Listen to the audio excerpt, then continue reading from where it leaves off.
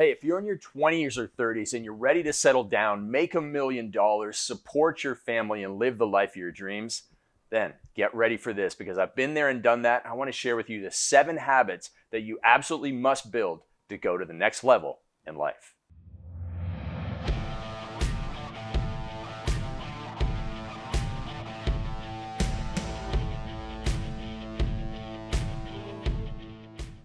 All right.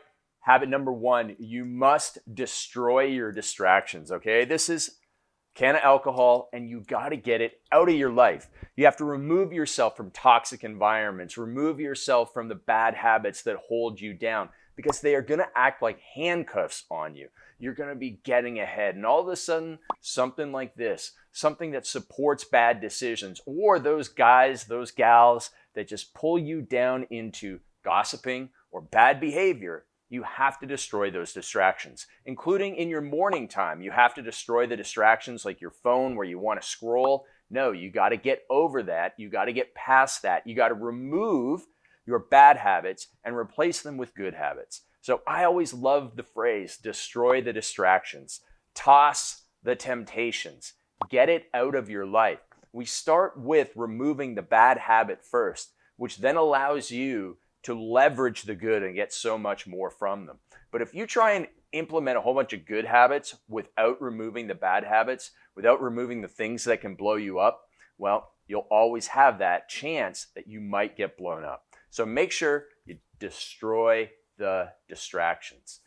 Getting rid of things, having a not to-do list is just as powerful as all the good things, the good habits that you have to have in place to become that millionaire and be successful. Habit number 2 is that you must identify your magic time in the mornings and you must block it and ruthlessly protect it and prevent other people from stealing it.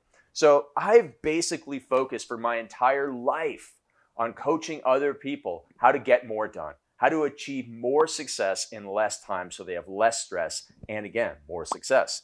And I created something called the Perfect Day Formula. Now, if you don't have the perfect day formula, here's what you need to know. You need to identify the time of day when you are 3 times more creative, productive, and energetic than at any other time of day. We call this your magic time. So first of all, you have to figure out when it is.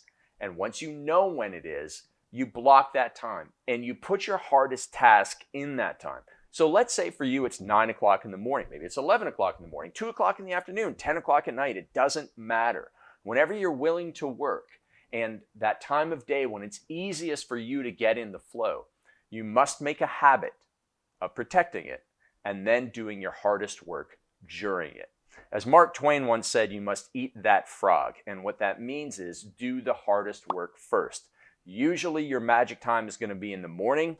Make the most of it. And if you do that 6 days a week, that's right, 6 days a week, you will be so far ahead of your competition, of your peers, of your jealous, envious, angry brother-in-law who wants to hold you back.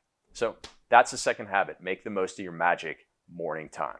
The third habit is part 2 of the Perfect Day Formula. You see, everybody thinks about getting more done, doing more stuff, but eventually you must build the habit of having a cutoff time where you stop working at a certain time. For me, I shut this phone off every night at 6 p.m. Pacific Standard Time, airplane mode, no more work, no more computer. For a long time, I didn't do that.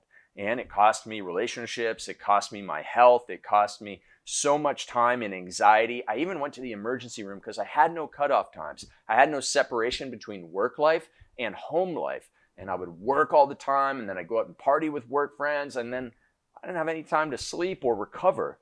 And I actually went to the emergency room twice because of it. So build in that hard cutoff time. It's going to be difficult at first, so don't overdo it. If right now you're working till 8 o'clock at night, don't say, I'm going to be done at 4 o'clock every day, because we know that's not going to happen. But do 7:45 for a week, then do 7:30, then 7:15, and eventually get to that cutoff time where you are no longer working into family time. And at the same time, when you have that cutoff time, make sure you plan at the end of the day for the next day so you have that perfect magic morning. You need to do a brain dump, get all the thoughts out of your head. You need to do your priority to-do list, and then you need to do a little planning for the next day so that you can wake up and get right in to your most productive time in the morning. Those two habits are in combination, but they will pay off in 10x your success in life. Speaking of 10x, that brings us to our fourth habit. You need to sell every single day. My mentor, Michael Masterson, said that when you are getting to your first $1 million, 80% of your time in your business needs to be spent on sales. And a guy like Grant Cardone, you can go and get his sales training, you can read his sales books, you can read Tom Hopkins' sales books, you can read The Ultimate Sales Machine by Chet Holmes. So many people out there have sales systems, and so many of them work, as long as you are willing to do the work.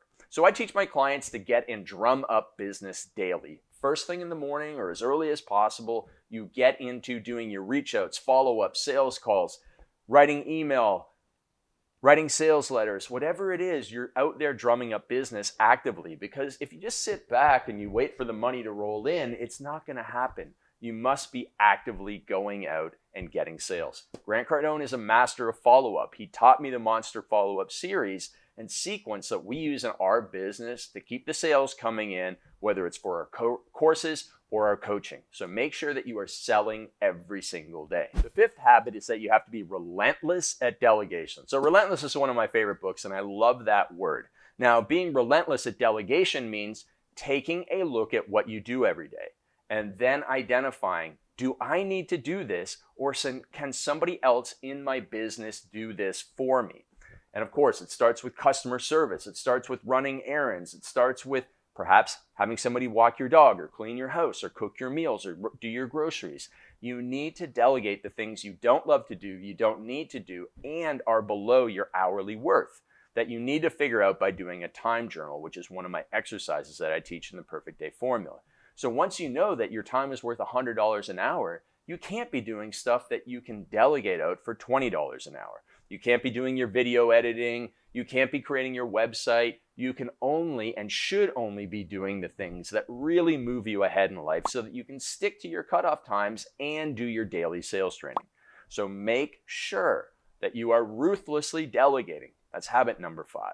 Habit number 6 is called servant leadership meetings. You must get in the habit. If you are going to be an entrepreneur, if you're going to be a team leader, you must be doing quality meetings at least every week and sometimes every single day, depending on the department that you lead.